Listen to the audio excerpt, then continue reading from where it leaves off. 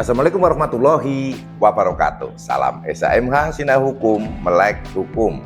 Pemirsa SHMH sebangsa dan setanah air dimanapun Anda berada, kembali lagi dengan saya, channel Sinau Hukum, Melek Hukum, channel SHMH, channel yang kita cintai bersama dan menjadi kebanggaan kita. Dan kali ini kita pada video yang ke-412. Untuk video yang ke-412 ini kita akan membahas tentang penggeledahan rumah koruptor, apakah juga sama dengan penggeledahan tindak pidana lain, dan apakah kemudian pejabat setempat dilibatkan atau wajib dilibatkan dalam pelaksanaan penggeledahan tersebut.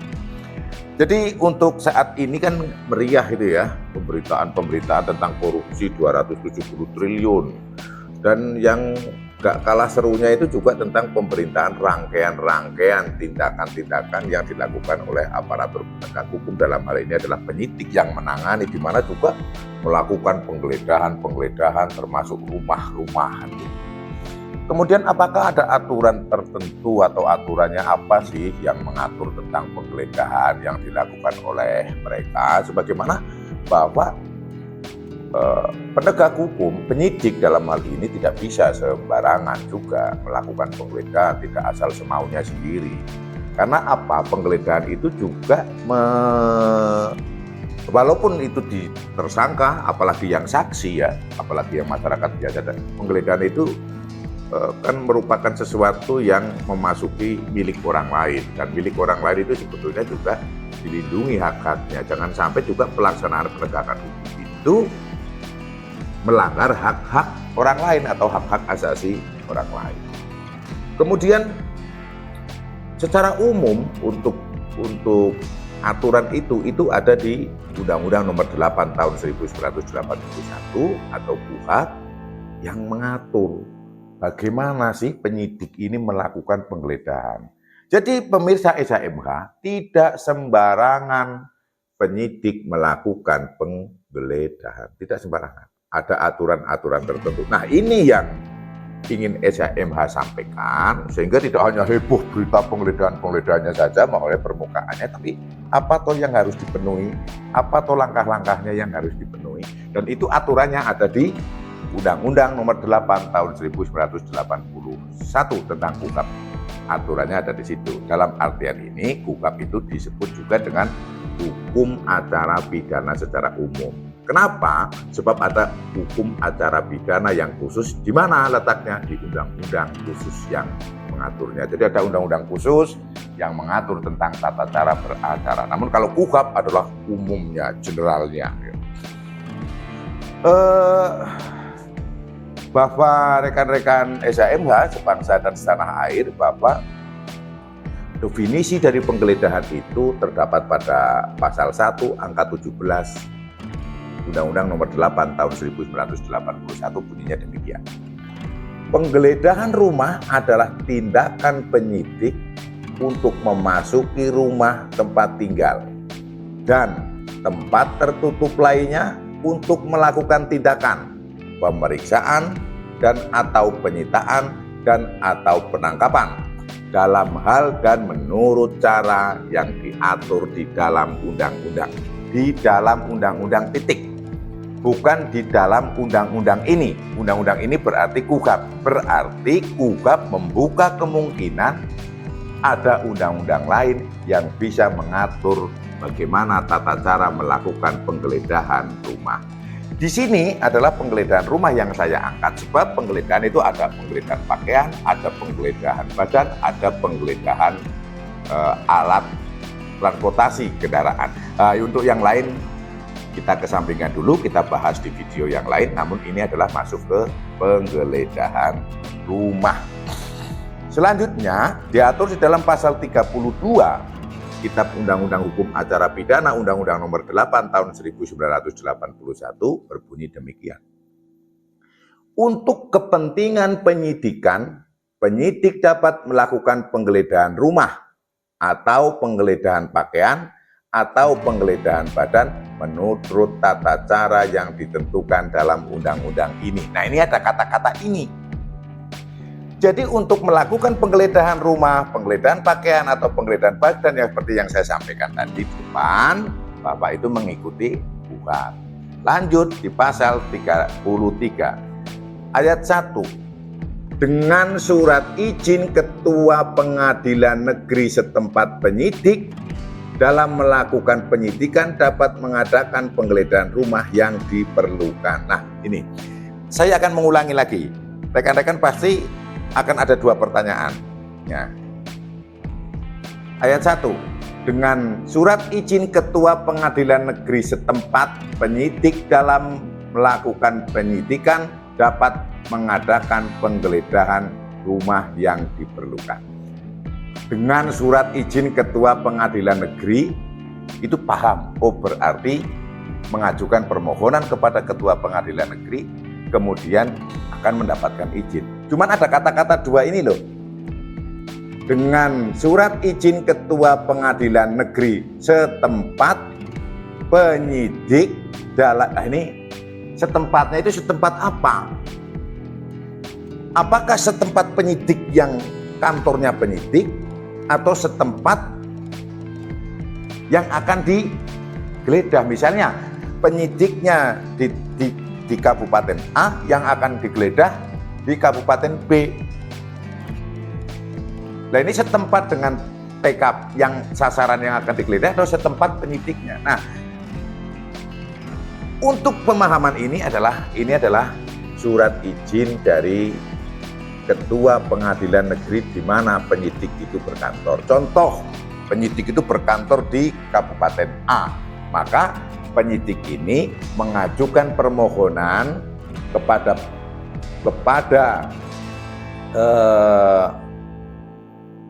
Ketua Pengadilan Negeri di Kabupaten A untuk melakukan penggeledahan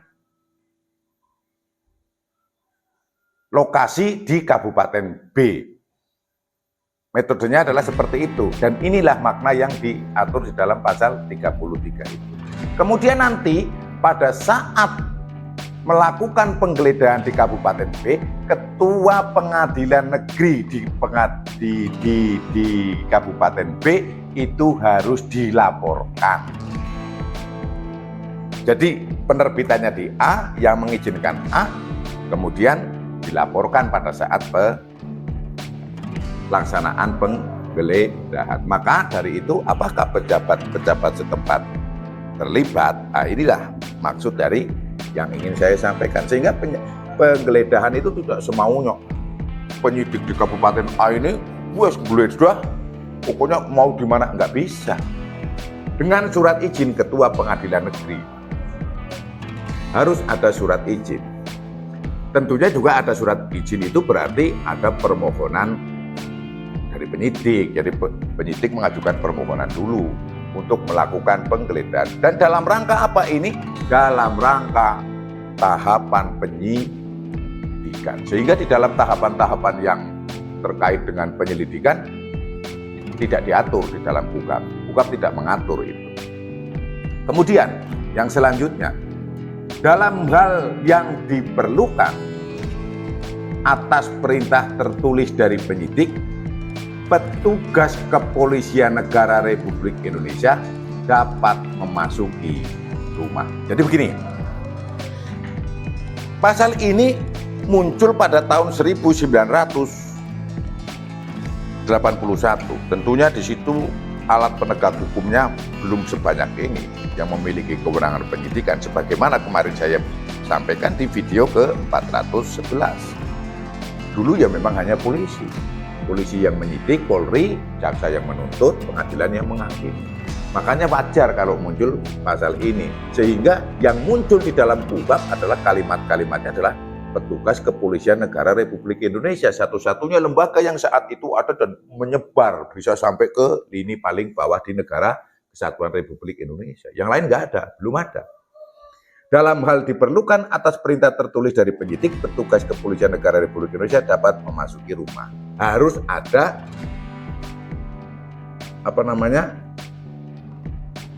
perintah yang jelas, perintah tertulis. Tidak bisa perintah tertulis, jadi harus ada surat perintah tugasnya.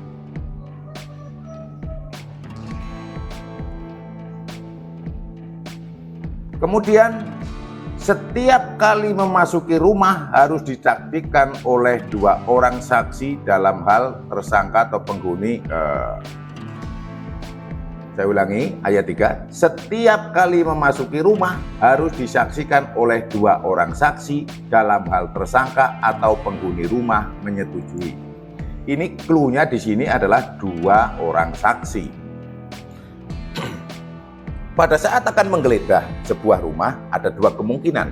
Pemilik atau penghuni ini menyetujui atau tidak menyetujui. Nah, di ayat 3 ini, di pasal 33 ayat 3 ini mengatur dalam hal penghuni menyetujui. Dan ini harus ada 2 orang saksi. Secara otomatis saksi ini juga bukan hanya dari penghuni saja. Harus dari luar juga saksinya. Penghuni yang mengizinkan, jadi di dalam pasal ini adalah penghuni yang mengizinkan. Kemudiannya saksinya dari luar, bukan yang penghuni. Penghuni kan menjadi objek juga yang nanti dilakukan pemeriksaan di dalamnya kan. Tujuan penggeledahan adalah pemeriksaan, penyitaan, atau penangkapan. Jadi tetangganya secara singkat bisa katakan saya seperti itu dalam hal posisi penghuni atau pemilik rumah mengizinkan. 2 orang saksi. Bagaimana kalau saksinya, petugasnya misalnya 6, kemudian udahlah saksinya lu aja, ini 2 orang A sama B, jadi nggak bisa begitu. Nggak bisa seperti itu pelaksanaannya. Setiap kali memasuki rumah harus disaksikan oleh 2 orang saksi dalam hal tersangka atau penghuni menyetujui. Ya kan? Jadi tidak bisa dari temannya sendiri, nggak boleh. Nah, kepentingan adanya saksi ini adalah untuk menghindari, mencegah jangan sampai nanti pemilik rumah juga bohong, arang-arang. Contohnya nggak punya duit, pada saat digeledah ngomong, wah pada saat digeledah kemarin uang saya 10 juta hilang. Lah kalau tidak ada saksinya bagaimana? Harus disaksikan, setiap langkahnya di dalam rumah itu disaksikan oleh 2 orang saksi. Oke lah, UKAP ini mengatakan 2 orang saksi. Kemudian apakah boleh lebih? Saya pikir ketentuannya 2 ya dilaksanakan 2. Karena mungkin dengan pikiran 2 orang saksi itu adalah tidak begitu mengganggu. Kalau terlalu banyak, wah nanti mengganggu kan. Mengganggu pelaksanaan penggeledahan itu sendiri kan. Oke, bisa dipahami ya. Ini harus ada 2 orang saksi. Saksinya dari mana? Di luar pihak-pihak. Jadi di luar penyidik dan di luar penghuni rumah. Independen, sehingga independen. Bisa melindungi penyidik, bisa melindungi pemilik rumah kalau ada hal-hal yang tidak pas. Maksudnya dari diadakannya 2 orang saksi adalah itu. Kalau saksinya dari pemilik rumah sendiri atau hanya dari penyidik, wah kacau. Nanti penyidiknya bisa penyalahgunaan wewenang. Yang pemilik rumah kalau bisa ngarang-ngarang, wah ini uang yang 10 juta kemarin hilang setelah digeledah, karena ribut lagi nanti. Nah ini dah kalau saksinya dari luar, oh tidak ada. Oh ada kesalahan, oh tidak ada kesalahan, kan independen dia. Itu maksudnya ya. Kemudian ayat 4, setiap kali memasuki rumah harus disaksikan oleh kepala desa atau ketua lingkungan dengan 2 orang saksi dalam hal tersangka atau penghuni menolak atau tidak hadir.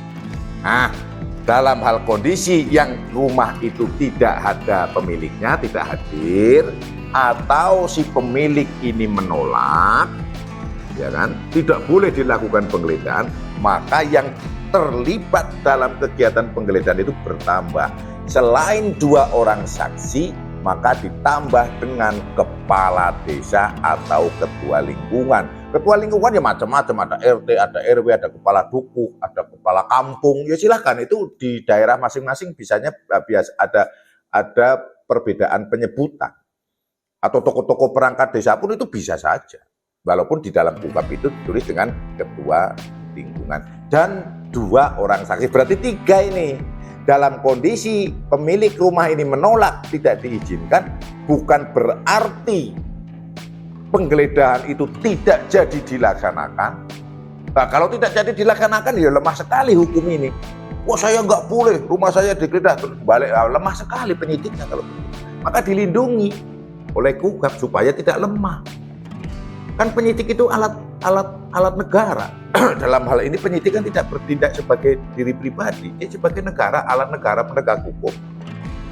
Maka dilindungi. Walaupun menolak, pemilik rumah atau penghuni rumah tetap dapat dilakukan penggeledahan. Inilah aturan yang melindungi dengan catatan dihadirkannya kepala desa, disaksikan oleh kepala desa, dan 2 orang saksi. Jadi dalam kategori ayat 4 pasal 33 KUHP, yang terlibat dalam kegiatan ini adalah 3 orang.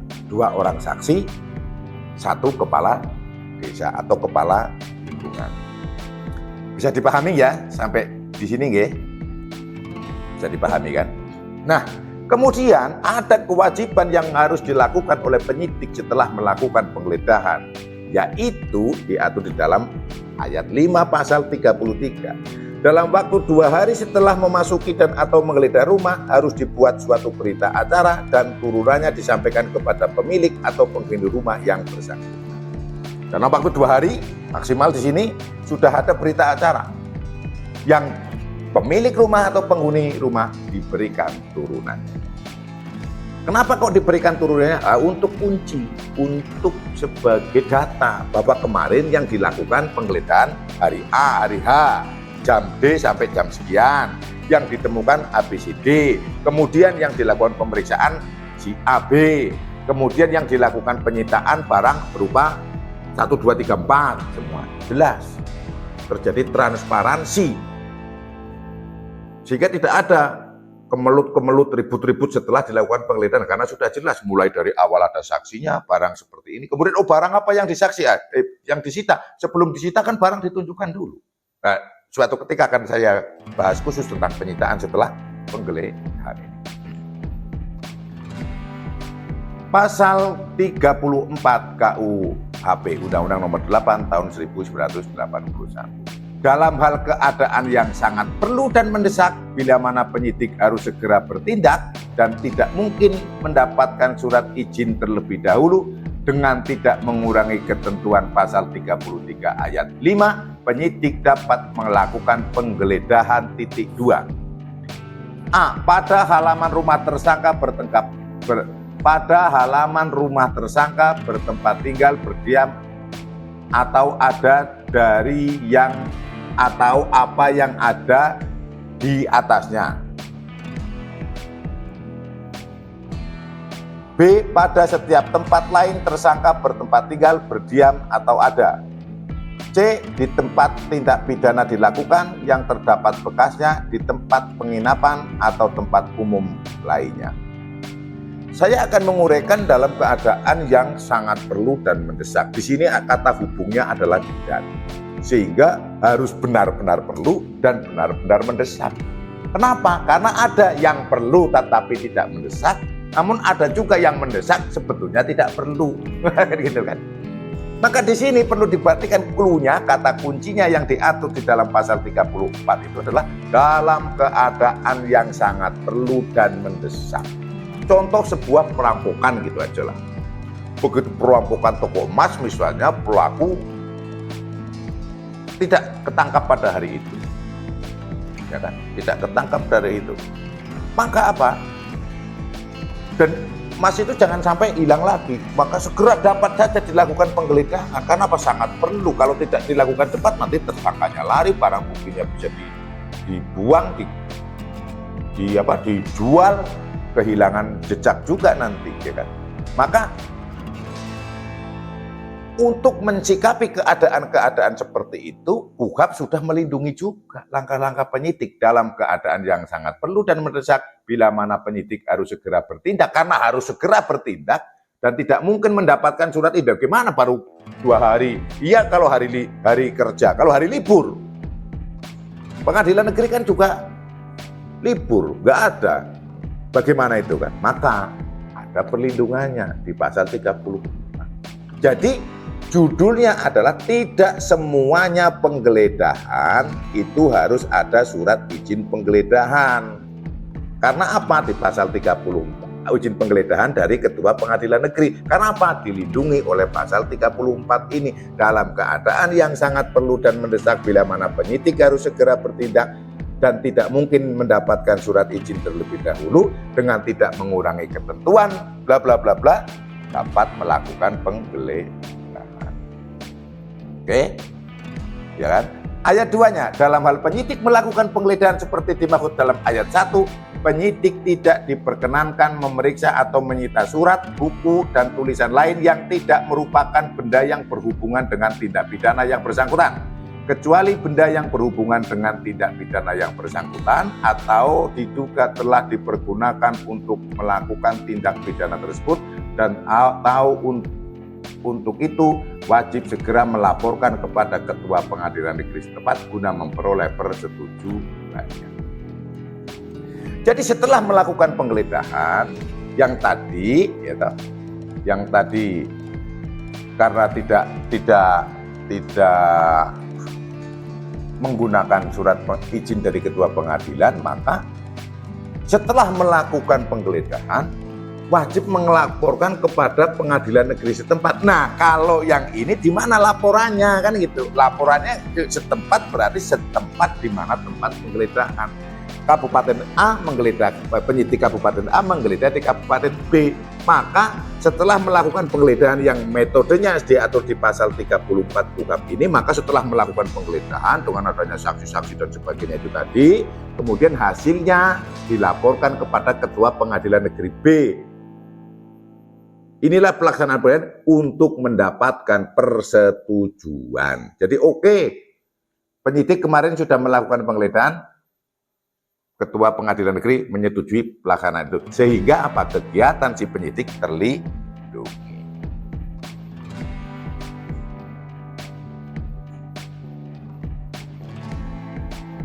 Itu yang bisa saya sampaikan terkait dengan penggeledahan. Mudah-mudahan cukup bisa dipahami. Andaikan belum bisa dipahami, dipersilahkan untuk mengirimkan komentar di kolom komentar, karena mengingat durasi biar tidak terlalu panjang, maka